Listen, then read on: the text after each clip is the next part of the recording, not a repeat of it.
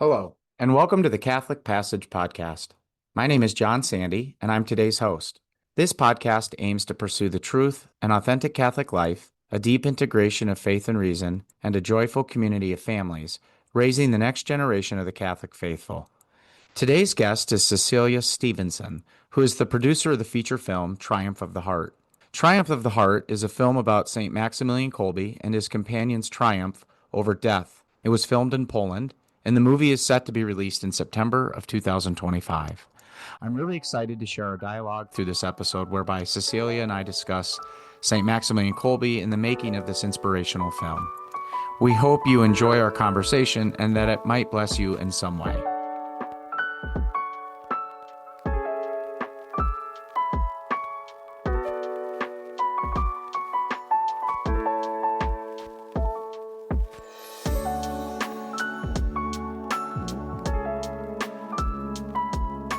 Yellow, I am here with Cecilia. Is it Stevenson's? Cecilia, am Yes, I getting that Stevenson. right? Yeah. Okay, and she is with, well, you're actually with Sherwood Forest. Sherwood Help me with that. Is Fellows, that like a very marketing close. firm? Sherwood Fellows is a marketing agency, correct? Got it. Okay. But you're the producer of a film that is either done being made or still in the process. You'll help me kind of get the lingo right, called Triumph of the Heart, and I'll let you explain what Triumph of the Heart is and then also a little bit about yourself. So go right ahead. Yeah, absolutely. So Triumph for the Heart is a feature film about the final days of Saint Maximilian Kolbe. Most people know Kolbe as the guy, the priest in Auschwitz who sacrificed his life to save another man. And that's about the extent of what they know about him. That's certainly basically what I knew about Maximilian Kolbe before starting working on this project. And our film, it starts there. It starts there and it goes through his final days. And so there's a few flashbacks. We incorporate Maximilian Kolbe before he was imprisoned in Auschwitz. He like lived an amazing life, did all kinds of things. Our film doesn't focus on most of that. Like I said, there are a couple flashbacks that harken back to just those days of his life, but it's really all about him entering into that cell with those 9 other men and really ministering to them, being a father to them, loving them, bringing them hope in this incredibly dark and a place where it would be very easy to fall into despair. And so our film, yeah, it just dives right into those final days. It takes place primarily in that starvation cell. Yeah, about 70% of the script takes place inside the cell. So that's the film. I'm the producer of the film. The producer, the easiest way that I use to describe it to people is the director, who's Anthony D'Ambrosio.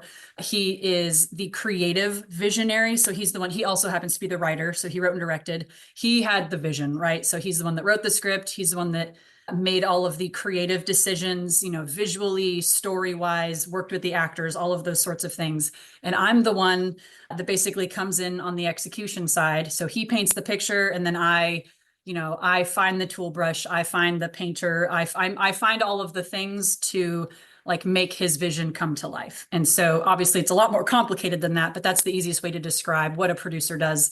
I execute, I do logistics, I do planning, I do budgets, I hire people, I sometimes have to let people go, all of these sorts of things that people don't really think about, all of the logistical work that has to go into making a movie. So yeah, that's my role and that's the movie. So would it be fair to say like Anthony as the director is the one like act and then cut and let's do that scene over again, or I don't like how that came off. And you don't do any like digital computer stuff, but by producing, you're sort of like the business end of movie making. Would that be Yeah, fair? that is fair. Yeah. And there is some crossover, certainly. Like I gave feedback on the script or I on in production while we were in production, I wasn't on set, but maybe like 2 or 3 times over the course of like 6 weeks of filming. So I wasn't involved in the actual filming in terms of being on set and like, hey, I liked that or I didn't like that. Producers can do that, certainly, but that was just not my I didn't have time, quite honestly, to be on set because I was too busy planning stuff that was going to happen the next day, the next week, et cetera, et cetera. But yes, he was the one, calling action, calling cut, like, oh, I didn't like that. Let's do that again. Or like working with the actors, like, how did you feel about that? Or like, oh, let's try it this way. And then, yes, I'm the one on the like, kind of more business side. Although Anthony, he's very talented in a lot of different ways. And so he did have, or he does have rather a lot of influence I would say that he's also actually wears a bit of a producer hat at times, and he is involved in some of those certainly like the big picture stuff in terms of like strategy and whatnot for the film. But primarily that more logistical execution side is me and the creative side is him. And so help me out here, like a set. So is a set multiple places? Because you all are in Dallas, no? Yes, I'm in Dallas. Anthony is from Dallas, but he actually moved to Colorado a handful of years ago. But we did not film in Texas. We didn't even film in the US, actually. We filmed in Poland, which if you want to know more about that, I can go into more detail about how we made that decision. But yes, to answer your first question, a set, usually a film, it is very rare that a film only has one set. There are a handful of movies out there. 12 Angry Men is one of them. It takes place inside of a single room. I haven't seen it, and Anthony has been like on me for years to watch that movie because it's been such a huge influence because our film takes place, not all of it, but a lot of it inside a single room, which is the starvation cell. But we had many other sets, like most movies. Movies will have many, many sets, anywhere ranging from one to like hundreds on the like crazy spectrum. So we had probably, oh gosh, a dozen or two, I think, like different locations, like different sets where we would film. And the main reason, other than like that's the normal way to do things, but instead of just telling this story primarily in the starvation cell, which is the main story we're telling, we knew that the viewers would get, bored. They would probably start to feel too depressed and just like it wouldn't be an entertaining or interesting movie. And not that we're in it to be entertaining, but we do have to keep that in mind because of the medium that is film. It's visual, it's a visual medium. And so we wanted to take the viewer out of the cell kind of as much as we could so that they don't just get bored of the movie and like want to turn it off. So what, yeah, like I'm interested to know why Poland though, because I'm Yeah. assuming that that comes with cost. I mean, not that Poland's more expensive than America, but just taking Yeah. everything to Yeah. Poland, travel, all of that probably had added costs, hotels, all that. Like, why Poland? I mean, I know that's where Auschwitz is, I believe, Mhm, but like, mhm. why? Yeah, great question. It's a crazy story. We weren't originally planning to film in Poland by any stretch of the imagination. In fact, the thought didn't cross our mind until it did. And then we were like, oh, that's insane. Like, that's ridiculous. There's no way, like, us making our first feature film, we'll do it in a foreign country. Why would we ever consider that? And then as the thought kind of just sat around in our minds, it became less and less crazy kind of the more we thought of it. It's still very crazy, but it kind of ventured into the realm of like, well, maybe that's possible. So then we started to explore the idea. This all happened around like spring of 2023. And this was around the same time when we were deciding, are we filming this year? We were still in the process of fundraising, like gathering funds for production. And so because we didn't have all the funding in place, we were still undecided if we were even going to film in 2023 or if we would have to push it to the next year. And so we were having all of these thoughts, discussions, whatever at the same time. And this idea of filming in Poland became just more and more concrete. So we actually started to reach out, like literally just Googled, producers in Poland, because we were like, we don't know anyone. Like we have to have some sort of production assistance if we're going to even remotely consider this. And so started rolling those balls forward. And kind of the more we thought about it and the more we started to get kind of just more tangible in terms of like the research and trying to meet people that would be able to help us, we started to really think like, okay, obviously there's a lot of cost involved in just moving the production literally overseas. Like you just said, all of the additional logistics, all the travel, all of the, just everything that's going to cost more just because you're not in your home country. That is all accurate. And those are all costs to be considered. But the things that we knew that we would gain. So the country of Poland is obviously the place where the story takes place, right? So Auschwitz is in Poland. Kolbe was Polish. His life, except for his, stint in Japan, was like mostly like he loved Poland. Like Poland is just the place where he is from, where he lived, where the story like literally took place, right? And so there was that element of kind of authenticity that was really attractive to us. And there was also the just like practical ideas of, well, Poland, there's Polish looking things, right? So there's a lot of like locations that would be like what we needed to like film the film, even though most of it takes place in a starvation cell. We needed a mansion, right? Can't even think. We needed like World War II era buildings, houses, exteriors, all of these different things. And we were like scratching our heads trying to, okay, like where in the US could we possibly, on a small budget, find these different locations that we like need to tell this story? And we did some research in the US and looking at tax incentives and just different locations that exist and all those things. But really, like we were like, if we go to Poland, we're gonna have no problem or very little problem finding the locations that we need, just because it's like it's the country, right? Like the US is a very like we're a baby country, right? Poland's been around for centuries. And they are not lacking in beautiful old historic buildings that we would need to tell this story. And then, of course, you got like in the Polish film industry, which we learned more and more about, they actually make a lot of World War II movies. Like it's obviously a very big part of their history as a nation, and it's a very like large topic of interest for a lot of Poles. And so there's like so many World War II movies being made over there, and so the wardrobe pieces, the prop pieces, the guns, the like vehicles, like all of that World War II stuff is just more readily available. We probably could have found all that stuff in the US, but it would probably be a lot more expensive and harder to find, all these things. And so all of those kind of, basically, the more we thought about this idea, the more research we did, it really just felt like, A, God was calling us to shoot in Poland, and B, that like Poland was kind of like calling us in this like weird sort of way. Like it was like this feels right. Like this feels like we need to shoot this particular movie about this particular saint in this particular country, and for a whole bunch of like the logistical reasons that I mentioned, but also there was kind of, I don't know if you want to call it like a spiritual pull, or like this kind of deeper like cultural. I don't know if I can describe it with words, but anyway, we felt called is the simplest way to put it, to film in Poland. Yeah.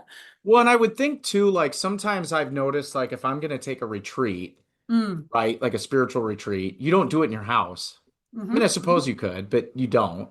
Yeah. And like, I think there's probably a way that I would think if you have actors that need to get in that mindset, in that era, in that type of atmosphere, because I'm assuming the actors weren't Polish. Were they Americans Most for of the them most were part? actually. Oh, Most of them really? were So like, Polish. was Colby Polish? Hmm. Yeah. Okay. Well, then there you go. But so did he speak English? Is it in English? Yeah. Yeah. Okay. The film's in English. It was a challenge. It was definitely a challenge to film in Poland. And the number of actors that we had to choose, like our pool of actors, basically, if we were hiring Poles, which they were there, they got to speak English and they got to be able to act in English, which both of those is very challenging. And it like just, it excludes just like a lot of like probably really great Polish actors that we could have hired.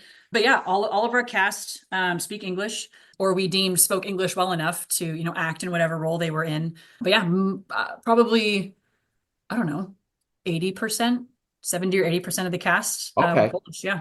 Well, I would have thought if they're coming from America, and maybe it's true though for you and Anthony in terms of how you make the movie, but it seems to me to be like if you're there where generally it happened. I mean, I know you didn't film at Auschwitz, maybe, or maybe you did, but I'm assuming that didn't happen. But it seems like it would be easier to be present in the moment, almost like Lectio Divina or like an Ignatian type exercise, right? To place yourself there. I would think that that would be an easier task in Poland than in Dallas, Texas, or anywhere else.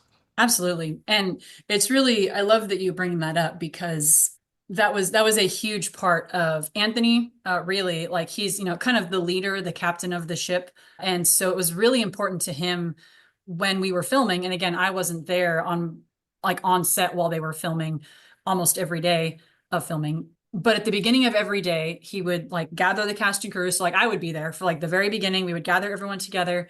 We had a while we were filming in the cell, which is about 2.5 weeks of the 6 weeks of filming, every single day, just go in that like that prison that we found that we filmed in.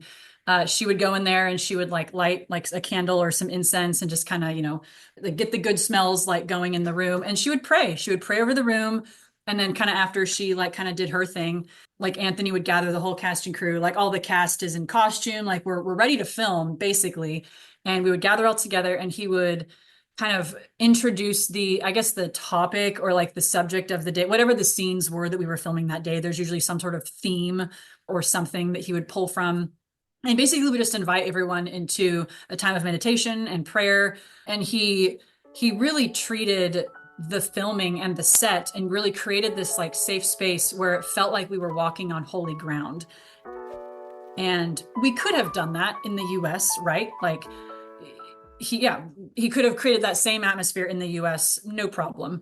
But to your point, like there is something I think very special and intangible that filming in Poland, hiring Polish crew and cast, it allowed us to enter into the story in a deeper and more authentic way than we would have gotten if we had filmed in the US. Not saying the movie would have been, garbage or like not deep or whatever if we filmed in the US, but there was just something about being there physically in the space, or like in the country rather, on the ground with the Polish people, like our cast and crew, that just like opened up kind of these like spiritual doors in a way where we could experience this story, yeah, in a really authentic, beautiful way. And I think people can feel it. Like I certainly feel it when I watch the film.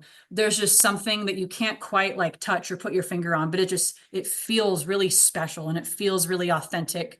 And I think it's in large part because of the decision to film in Poland. Yeah.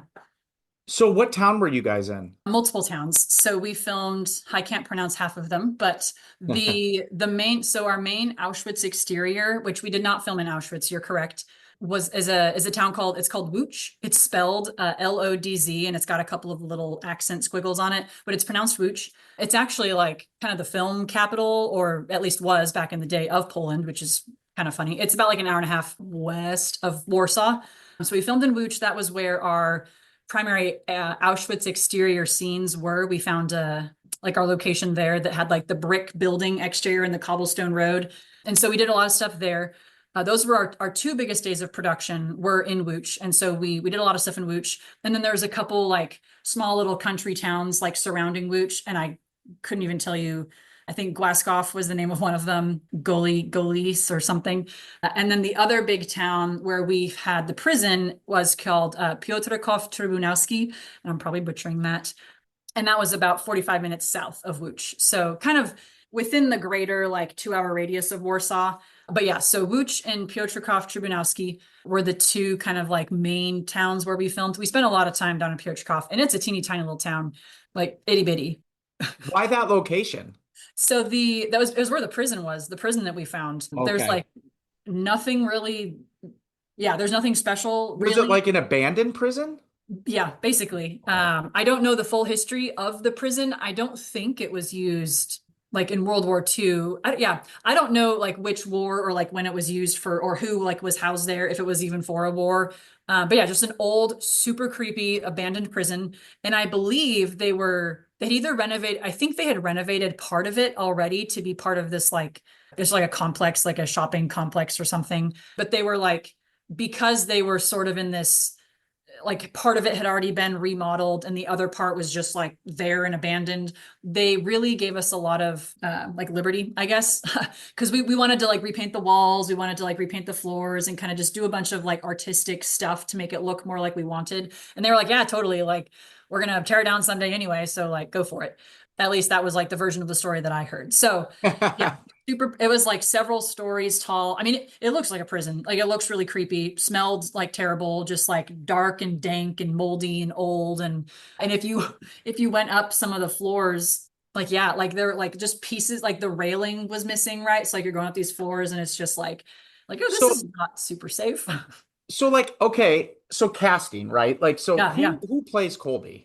He is a Polish actor. He's actually a more well-known Polish actor. He was one of our like Polish movie stars that we were introduced to. His name is Marcin Kwaśny, and he's just a beautiful soul. So we were introduced to him earlier on in the casting process by just like a Polish filmmaker friend. And I think our filmmaker friend had worked with Marcin in another project or something, but he knew that Marcin was a super devout Catholic, had a beautiful devotion to Kolbe. So he just made the introduction. And I love telling this story, but the first time we met Marcin, so I think I might have like texted him on WhatsApp or called him or something, and was just like, hey, Vitek says like you're really awesome and we'd love to meet you. We're making a movie about Maximilian Kolbe. We'd love to talk to you about possibly playing the role of Kolbe or whatever I said, right? I just like sent the message. And he responds and was like, yes, I would love to talk with you. Come over to my house and my wife will cook you dinner and we will talk, which is a very like very Polish. Like they're very big on hospitality and they're very like warm and welcoming and inviting. At least that was our experience. And so we show up at Marchin's house. He like welcomes us in. His wife is there. She's beautiful. His children are there. They're beautiful. And he's like, one moment. And he like disappears around the corner, comes back, and he's holding a first class relic of Maximilian Kolbe. And he's like, here's my relic of Kolbe. He will be joining us tonight for dinner, or, whatever he said. And so then we just proceeded to have our conversation. And we kind of told him about the film, about what we were doing. And we shared our story. And then he shared his story. Kolbe, the relic of Kolbe, is just like sitting there on the dining room table with us. And it was just a really beautiful conversation. He like opened up about a lot of stuff, basically told us his conversion story. He's a former addict, met Jesus, had an amazing conversion. And I, somewhere along the lines, like Kolbe, like this like personal relationship with Kolbe, like entered into the mix. And so he told us like, it's his dream role, basically. Like playing Maximilian Kolbe would be a dream come true for him. He's just been so impacted by like the Lord and his conversion and by Kolbe. And yeah, so in that meeting, Anthony and I both like kind of felt this like this is our guy. Like he not only like, he's beautiful, wonderful, amazing human being, but he understands not only like suffering and like conversion and redemption in a very like he's just experienced it. And so he has Right. there's a lot of just like maturity, like life maturity and experience that comes with that. And then also just this pure devotion to the man Kolbe himself. And so Anthony's gotten to know Kolbe a lot more than I, just through the process of researching and writing the script. And he actually went to Poland. Anthony did back in like 21 or 22, I don't remember, during his like research phase of the process, and got to know Kolbe more just like through that. And so when Anthony met Marchin and the two of them just kind of started to talk about Kolbe and like who Kolbe was and their understanding of like him as a human being, I think it really clicked for Anthony that like, hey, this guy understands this man in a way that like will just bring so much like life and realness to the character. And so we did interview a couple other guys like after that, other potential Kolbe options, but really like we knew from that first meeting, like it was just so clear that Marchin was the guy for the job. And that's kind of what I was going to get at is it's not like you can just pick, oh, this person's a great actor, and so we think he'll be able to portray Colby well. There's a spiritual connection there that I think if you don't have, it leaves a lack of depth with the character. I don't care how good of an actor you are. It's kind of like Jim Caviezel playing Christ in The Passion. Mhm. Like there has to be some type of spiritual connection, and maybe that's easier to find in Poland because of the differences between America and Poland, especially within the acting community. With all due respect, Paul Kolker. But yeah, I mean, wow. I mean, what a unicorn in a lot of ways, right? Truly. Yeah. And so about that, I would imagine like, I realize 6 weeks is all, quote, all that was filmed. And of that, only a portion was in the cell, so to speak. Mhm. But I would imagine that would be like how many hours a day would you guys film? Ooh, good question. So in the film world, a 12 hour day is pretty standard. So yeah, we probably films gosh, most days are around 12 hours. There were probably almost certainly a handful of days, like certainly our bigger Auschwitz days when we're trying to just cram so much. Like we'd have a 4 a.m. call time and then we'd like, shoot all the way until the sun went down and then maybe a little bit after if we needed some night stuff. So there were certainly some 14-hour, 16-hour days in there. But yeah, I think probably yeah, I think 12 maybe to 14 hours I think was the standard. And Yeah. so spiritually, like with all due respect to this actor, but he's also not Colby. Right. And I mean, there's a reason it's Saint Maximilian Kolbe. Yeah. What if you know or are comfortable sharing? I have to imagine there was like some spiritual warfare Mm, and some issues going on there, just being able to tell that story in that way, yeah. given the fact that, again, it's not a saint.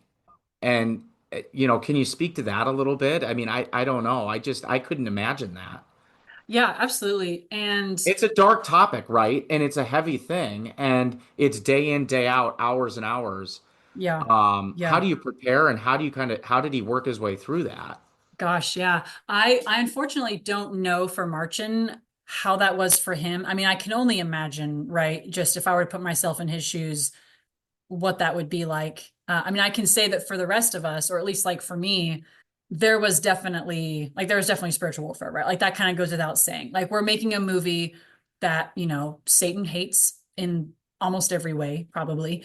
And whether it's silly little things like inexplicable technical malfunctions, right? Like the focus puller is working and then all of a sudden it's not. And it's like it stalls production for like 45 minutes because they're trying to test stuff and figure, stuff like that happens not all the time, but like regularly, right? Just things, the signal doesn't work or whatever.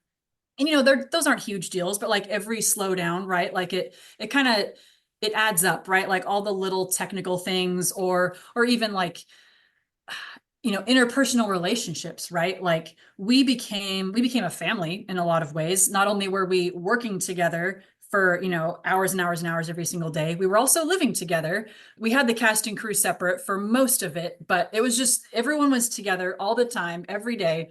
And like any family, people get on your nerves or people don't wash the dishes or whatever, right? Just like all of the like the little exhaustions, right? Like I'm just so tired and this person said a mean thing and then this person, like all those little interpersonal stuff. I am sure that like Satan was in there, right? Just like trying to plant little seeds of doubt or like plant little seeds of tension. And there were some moments, right, where like frustration like came out and whatnot, but thankfully, like I think like through the grace of the Lord and then also just like the leadership from Anthony and then just also the people that we like hired to like be a part of this family where we're spending all this time together. Like nothing was ever so catastrophic. I mean, there were some pretty catastrophic things that happened, but in terms of like the interpersonal relationships, like of the main cast and crew, like nothing was so terrible that it like drove these huge wedges of like resentment and hate and frustration and whatever, even though I'm sure like Satan was trying. So yeah, the technical stuff and then just like the pure exhaustion, right? Like yeah, and it's like I don't know, you can it's very easy to like over spiritualize like everything, right? But I mean for me like because I Anthony and I were there for 3 months and then there was about 6 weeks when the rest of our team came and then that's when we were like we're in production and it wasn't like every single day for 6 months or sorry 6 weeks we're filming. There was about 21 actual days of filming but over the course of 6 weeks some of those days were prep days, some were rehearsal days, all of that. But yeah, so by the time like I was getting to the end, like for me, there were just so many, just I was emotionally exhausted, physically exhausted, spiritually exhausted in like every way. And then like for the rest of our crew as well, like it was very demanding what we were asking of them. And so a large part of kind of the culture that again, Anthony like wanted to build on set, like there's a funny little story. So Anthony's brother Marcellino. I think so. Marcellino called Anthony up one day, like in the middle of production or whatever, and they're like the marketing agency that they own. They're very big into like culture and just like the culture of a company. And so, trying to like lift Anthony's spirits or whatever, Marcellino asked him, like, yeah, so what are you guys doing for like company bonding or like culture bonding, that sort of stuff, team bonding, whatever.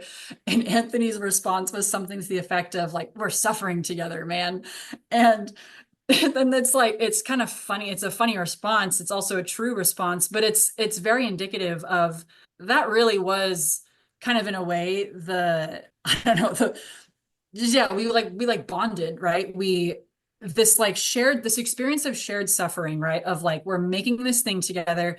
And I guess there's all of these little potential holes or I don't know what analogy I'm going with, but there's all these little ways that like Satan could try and like use these potential trigger points or whatever to like drive wedges. And he probably tried, certainly. And there were certainly moments, right, where maybe time was lost or like people like, were butting heads or arguing or tempers were flaring or whatever. But because of like, there was this very much a shared sense of like I guess like mission you could say like we all like everyone on the project like cast and crew we were all kind of in it for the same reasons and because there was this shared sense of like we're all going to accept the cross like we're all going to accept like the suffering that's going to come like with this job before us like with this like mission of making this film in a way that like I don't know, like we like lifted each other up. I guess so, like even though it was incredibly difficult and we were exhausted, at the end of every day, I don't know, like grace of the Holy Spirit and just like that sense of like a shared mission and like we're all suffering, but like we're doing it together. And it's also it very much fit with like the theme of the film. So I don't know, all of those things kind of working in tandem. Yeah, it's kind of like Satan, get out of here. Like you can't penetrate what we're trying to do. You're trying real hard, but get out of here. Yeah. So how was it received, do you think, like when you were making this movie, how was the reception from the Poles themselves? I mean, obviously they haven't maybe seen the movie yet, but I mean, like, were they supportive? Were they enthusiastic about that? Can you describe that at all?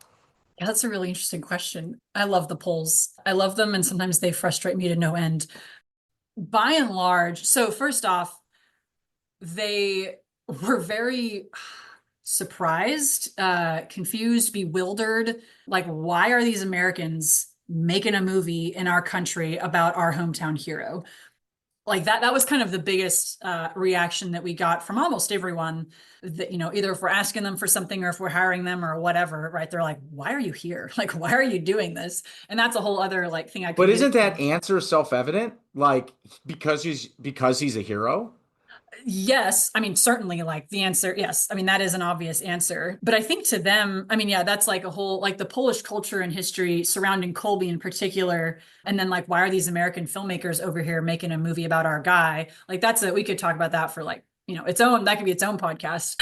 But yeah, so there was very much just like this bewildered confusion, but also like I think happiness or like they were like happy to see us. Like we were received by and large with like positivity, right? The Poles, however, at least like my experience of Polish people, they are a lot more reserved and they do not wear their emotions on their sleeves. They do not like there are not great extremes in terms of like positive or negative emotion. A lot of the emotional expression just resides around that middle, like really neutral, like, the like I'm super happy and the like I'm super, irritated or sad. Like there's not a lot of at least outwardly, right? So I guess like that kind of answers your question in a way that like when they were receiving us, right? Yeah, there wasn't like this big like, oh my gosh, let's like throw a feast for you. The Americans are here and they're telling a story. Like, they were very hospitable, they were very warm and inviting, but it wasn't like this, make a parade and like, whatever. There was Likewise, like there wasn't like a jealousy, like this is our film to make, not yours. well, yeah, it's Is interesting. there, I guess I'm ignorant. Like, is there a Polish movie of Maximilian Kolbe in a story? I don't know. Not at least, I mean, I don't know all of the Polish movies that exist, but from what I've been told, there is not a movie. Certainly there is not a movie exactly like our film where we're kind of diving into the cell with Colby and exploring those really dark and heavy themes. That movie does not exist in America or Poland. There are some, I think, documentaries. Well, no, there's some documentaries, maybe one or two, and then there's a movie. I think it's called Life. The translation is Life for a Life. And I believe it's a narrative film. And that one, I haven't seen it. I think it's similar to ours, actually. I think it is in a way about his final days, but it has a different twist. Maybe it has more flashbacks. I can't exactly, or maybe it's through the eyes of Franciszek Gajaniczek, who's the man that he saved. I can't remember exactly, but there are a couple, I guess, to answer your question. There are a couple Polish movies, but none that are quite like ours. Yeah. Why the title? Like, where'd that come from? Triumph of the Heart. So there's a Nazi propaganda film called Triumph of the Will that the Nazis made. And I haven't seen it, but Anthony, I think it was like earlier on in the script writing process, Anthony had a different title, and I don't remember what it was. The title of the short film. So we actually made a short film proof of concept back in like 2017. Exact same story, just the 20-minute version, and made with like a $20,000 budget for a Diocese of Dallas project for the young adults that we did. And that film was called Into Death and Beyond It. It's still one of my favorite projects that I had worked on up until now, this feature film, which is obviously the feature film version. So I believe that was maybe the working title before Anthony came up with the current title. And it was suggested to him because of that. Yeah, I somehow the idea was planted like, hey, maybe try to do something with that Nazi propaganda film, but instead of like Triumph of the Will, which the Nazis were very much, like the strong will like survive and the weak must be killed sort of thing. Like our film is about love and hope, and really, it really is like it's just so brilliant. Like it is about the triumph of the heart, and Yeah. specifically like Colby's triumph over the hearts of the men in that cell. Well, Yeah. and to that end, like, where was the source material from? Like, I mean, I generally know the story. And by the way, full circle, Colby was my confirmation saint, and I also have some family lineage that's Jewish. Oh wow. Actually, Yeah. that was at Auschwitz. Yeah. So, like, like the whole movie. I just love everything about the Wow. fact that you guys are doing this. Love it. But I mean, so my understanding generally is a lot of the account of what happened in that cell, because there were no survivors, obviously, Hmm. came from the Nazi guards or guard Hmm. himself, that like he recounted what he had observed. But is that where a lot of this source material comes from? Is like interviews, narratives with that guard, or how do we know like what occurred there? Or is there a lot of artistic leisure that's taken with that? Yeah, what does that look like? Yeah, kind of a little bit of everything of what you're describing. So I'm not sure if it was the Nazi guard, from what Anthony's told me, and he's the one that's really dived into all the research. But my understanding is there was a janitor who I think was also a fellow prisoner, but kind of like conscripted by the Nazis to like work for them, and maybe he got more food or whatever. I don't know.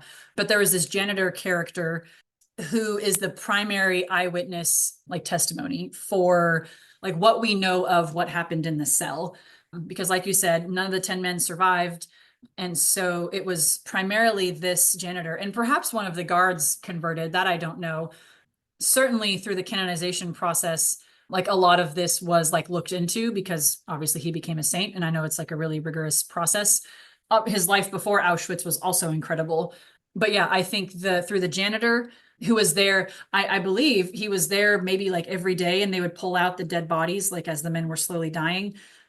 So a lot of the info that we have came from him, and there were certain things that Anthony uncovered in his research that were in the original script, but because we had to make cuts and we couldn't include everything, he had to cut some of the stuff. So like Colby singing, like there being singing coming from the prison, that was one thing that is based on like true like eyewitness testimony. I believe at the very end, when Colby is like they had to kill him because he wouldn't die. We don't know how exactly they survived so long, but it was about 2 weeks. Like Colby and a couple other men, he somehow got them to live like with him for a couple weeks without, food or water given to them. Maybe they found food or water other ways. We don't know. And we speculate in the movie how they could have survived so long, but there were other men with Colby when he died, and they had to inject them with the carbolic acid because they weren't dying. And the Nazis wanted to like clear the cell for other prisoners. And then also there were just eyewitness testimonies from other prisoners in the camp who weren't in the starvation cell, but there were other people who survived Auschwitz and who knew Colby. Like there's a couple quotes in the film, actually, at the very end of it. We have a quote from an Auschwitz survivor. It's a beautiful quote. And he basically talks about how Colby, like how his sacrifice, like it wasn't just for one man, but it was kind of for the entire camp. And through what he did, and then like through, I don't know, we can maybe presume that the other prisoners in Auschwitz like heard the singing like coming from the cell block. I think that's a fair assumption. But yeah, just like through this witness of like what Colby was did with the sacrifice, and then perhaps what he did while he was staying alive, just like spread hope. Like it spread hope through the camp, and then like later on over the years, like throughout Poland and the world. And so yeah, there's a handful of the eyewitness testimonies from the janitor, from the others in Auschwitz, but most of what we have in our movie in terms of like the characters themselves, what the conversations they have, like all of that is just creative license. Like we took creative liberties because we had to, right? Like there's no way to know what they talked about.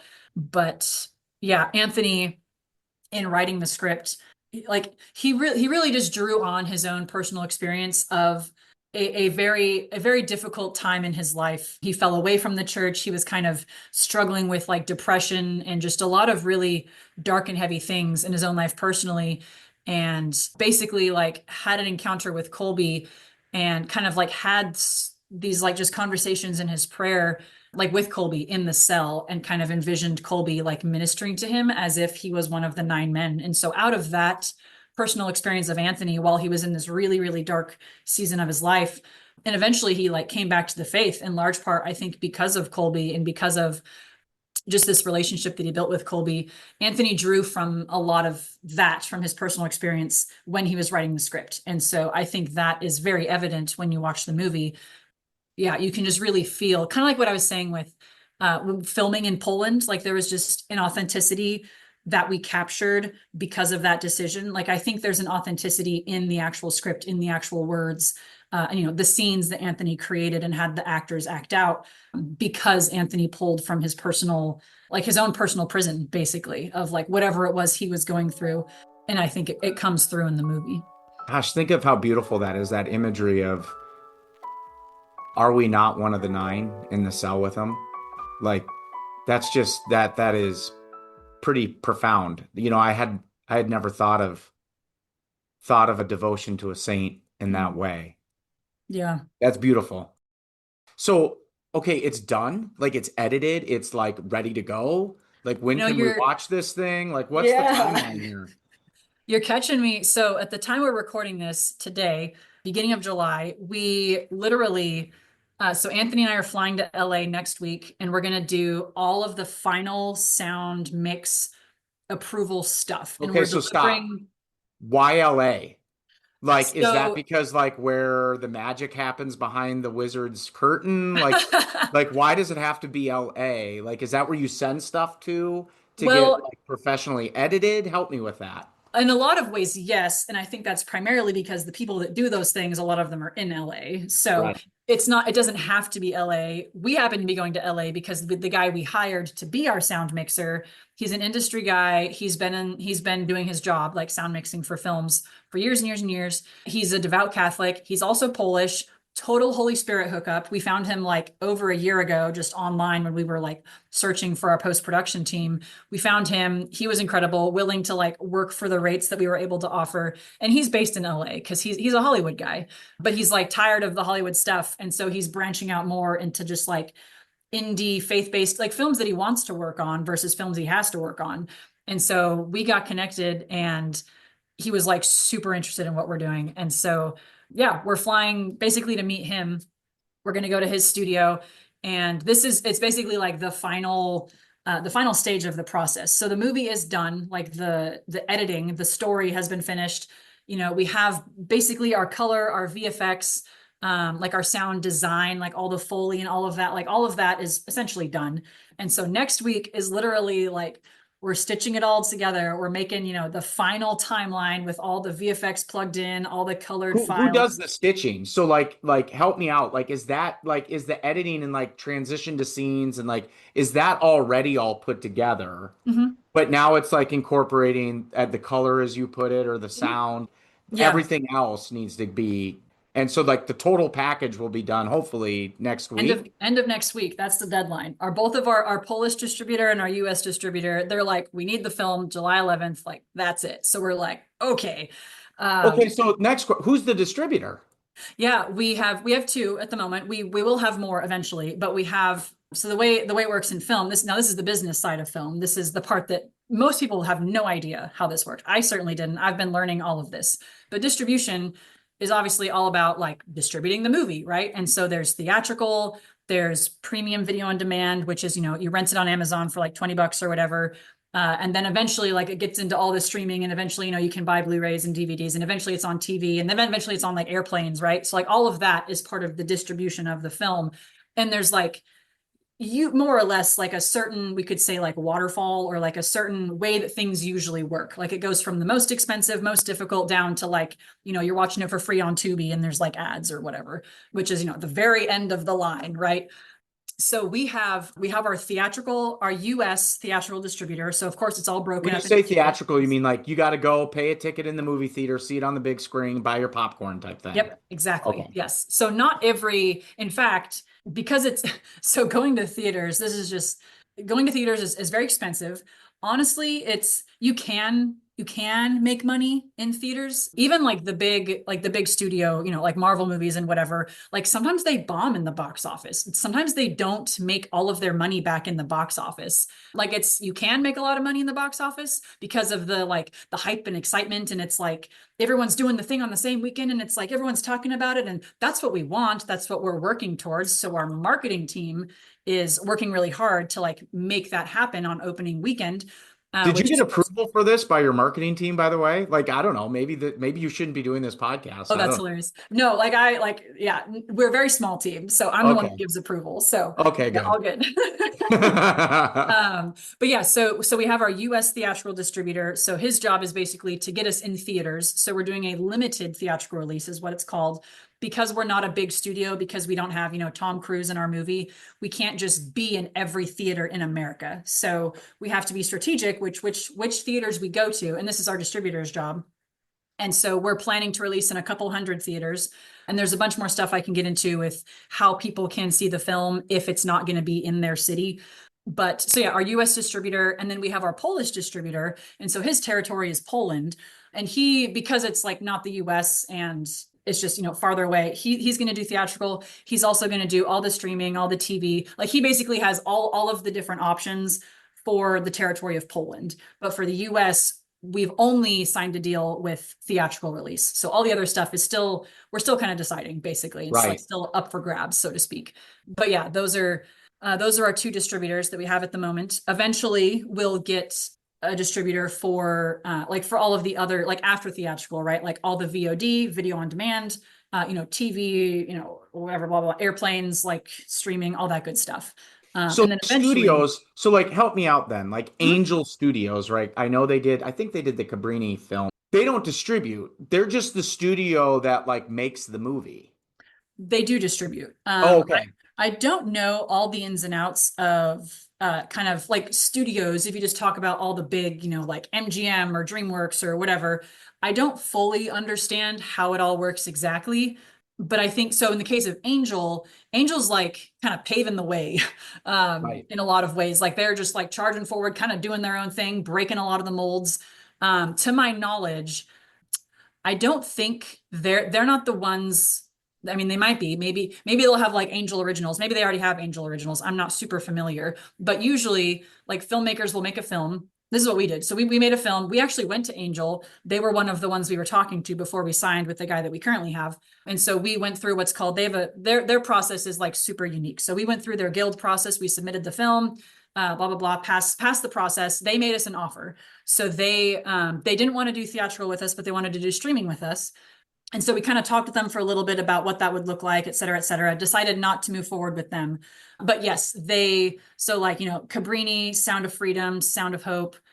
I don't know. They've had a handful that have come out like in theaters, and then they also have their streaming platform. So that Um, might still be an option because you guys haven't made a decision correct. what the streaming side's going to look like. Yes, exactly. So Yeah, yes, in the future, we might be on the Angel streaming platform. But yeah, we just haven't made those decisions yet. sure. Wow.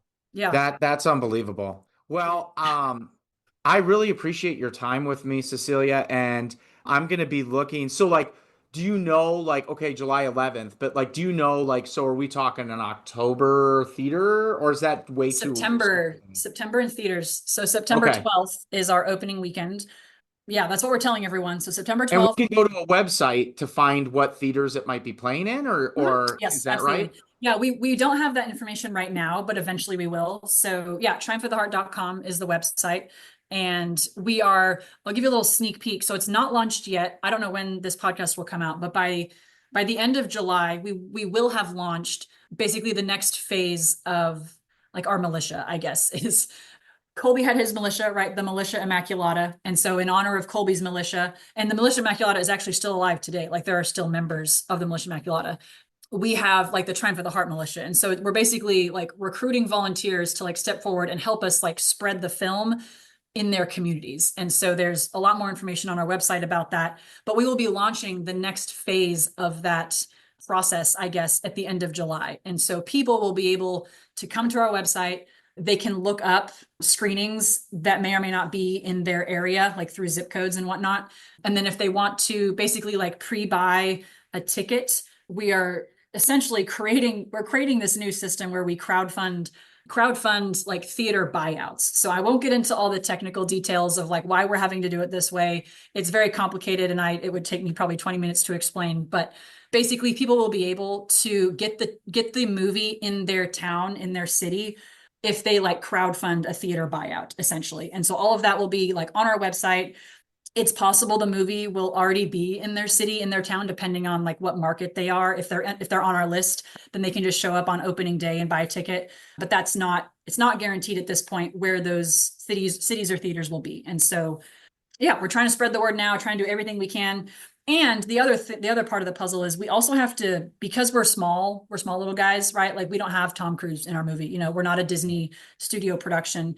We have to basically prove to theaters that we are worth taking a risk on, in a way, like putting our movie on your screens in your theater. We have people that want to see this movie. So our distributor is working on getting, you know, a couple hundred, because he has relationships with these theaters. So he's able to get us in some places. But because we want to spread, because we want to get as many people as possible to see this movie, we have to do a lot of work on our end to basically like try and get people to help us prove demand so that it will continue to spread. So it's all kind of connected. It's very complicated. But yeah. Yeah. So it sounds almost like that it's like a crescendo too. Like you'll have set theaters, but if hype grows, so does your distribution. Exactly. So that's not like fixed. Like that grows or shrinks potentially, yes. Oh, depending 100%. on the response. 100%. It really, really, like it all depends on opening weekend. Like if the theaters see that people are showing up and buying tickets, they will give us more screens, which just means that more people can then go see it. And then if people are talking about it, it's like very much like a ripple effect, right? Like the bigger the ripples get, like the theaters are like, they see that and they see the dollar signs, right? So like, okay, well, like people are buying tickets, like great, we'll put it in more theaters, but we have to be the ones that push for that initial like spark. So it's funny you talk about the ripple effect. So Yeah. Catholic Passage logo, have you seen it? Oh no, is it a ripple? It's a ripple. Oh, that's great. I love it. So that's a great way to end. And Amazing. triumphoftheheart.com, so we can help with that. And Amazing. then definitely, like I'm from Northwest Iowa, so hopefully our viewership or our audience will also go on your website and maybe we can get the movie in our hometowns and buy out the theaters. Love We have it. small theaters in Love it. Iowa, but every little bit helps. So Absolutely. Cecilia, I so appreciate your time with us, and we look forward to watching the movie. Amazing. Thank you so much.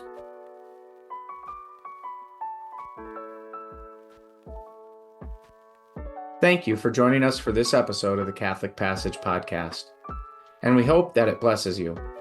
Please check out our show notes for a reflection takeaway, as well as more info on Catholic Passage. We aim to support parents and educators as they pass on the Catholic faith and the way of life to their children and students. To find out more about what we offer, or how you might collaborate with us, visit CatholicPassage.com. Most importantly, you can support us through your prayers. We'll be praying for you. Please pray for us.